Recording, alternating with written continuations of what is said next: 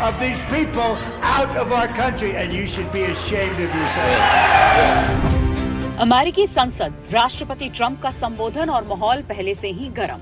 अमेरिकी राष्ट्रपति Donald Trump state of the union में भाषण दे रहे थे। अपने संबोधन के दौरान ट्रंप अचानक हमलावर हो गए और प्रवासियों को घेरना शुरू कर दिया। राष्ट्रपति ट्रंप जब प्रवासियों पर हमला बोल रहे थे तभी डेमोक्रेटिक सांसदों की तरफ से विरोध शुरू हो गया। खासकर मिनेसोटा की सांसद इल्हान उमर ने इसका विरोध शुरू कर दिया।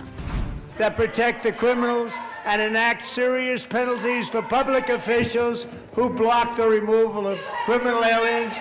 In many cases, drug lords, murderers all over our country, they're blocking the removal of these people out of our country, and you should be ashamed of yourself. Umar बार बार चिल्लाई, आपने अमेरिकियों को मारा है। सदन में हंगामा, शोर और राष्ट्रपति का पलटवार। ट्रंप ने डेमोक्रेट्स को पागल बताया और चुनावी धोखाधड़ी के आरोप दोहराए। लेकिन सवाल ये है, ऐसा क्या हुआ था मिनेसोटा में जिसकी गूंज संसद तक पहुंच गई? अपने भाषण में राष्ट्रपति डोनाल्ड ट्रंप ने कहा कि मिनेसोटा में सोमालिया के डाकुओं ने हंगामा किया। उन्होंने खुली सीमाओं और अनियंत्रित प्रवासन को अमेरिका की सुरक्षा के लिए खतरा बताया। उन्होंने दावा किया कि अप्रवासियों द्वारा किए गए अपराध बढ़ रहे हैं। मेक्सिको में जन्मे लिजबेथ मेडिना की हत्या का जिक्र करते हुए उन्होंने कहा कि ऐसे लोगों को तुरंत देश से बाहर किया जाना चाहिए। हालांकि भाषण से पहले डेमोक्रेट्स ने तय किया था कि वो पहले 1 घंटे तक शांत रहेंगे, लेकिन जैसे ही राष्ट्रपति ने अवैध एलियंस शब्द का इस्तेमाल करते हुए डेमोक्रेट्स को शर्मिंदा बताया, सदन में शांति टूट गई। सांसद एआई ग्रीन को शुरुआती विरोध के चलते बाहर तक निकाल दिया गया। विवाद यहीं खत्म नहीं हुआ। राष्ट्रपति डोनाल्ड ट्रंप ने एक बार फिर इल्हान उमर पर आरोप लगाया कि उन्होंने अमेरिकी नागरिकता के लिए अपने भाई से शादी की थी।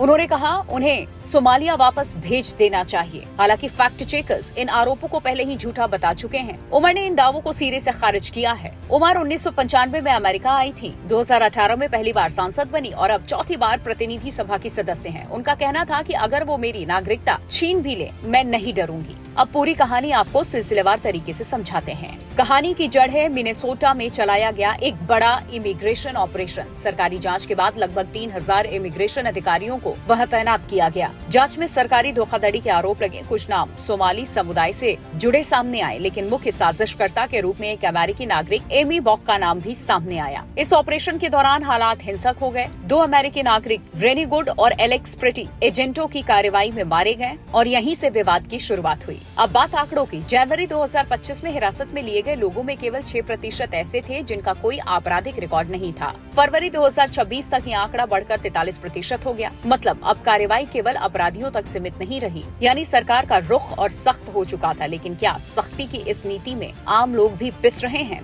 बड़ा सवाल ये कि क्या ये केवल प्रवासन नीति की बहस है या फिर 2026 के राजनीतिक समीकरणों की शुरुआत? ट्रंप की राजनीति साफ है, सुरक्षा और सीमाओं पर सख्ती। डेमोक्रेट्स का फोकस मानवाधिकार और समुदाय की सुरक्षा। लेकिन मिनेसोटा में मारे गए 2 नागरिक इस बहस को भावनात्मक और राजनीतिक दोनों बना चुके हैं। अमेरिका की संसद में जो हुआ वो केवल एक हंगामा नहीं था, ये उस गहरी खाई का संकेत है जो अमेरिकी राजनीति को 2 हिस्सों में बांट चुकी है। एक तरफ सुरक्षा और सीमा की सख्ती का एजेंडा, दूसरी तरफ नागरिक अधिकारों और प्रवासी समुदाय की चिंता। राष्ट्रपति डोनाल्ड ट्रंप और सांसद इल्हान उमर के बीच ये टकराव आने वाले समय में और तीखा हो सकता है। अब देखना होगा क्या ये बहस नीति सुधार की ओर जाएगी या फिर चुनावी मुद्दा बनकर और ज्यादा ध्रुवीकरण पैदा करेगी।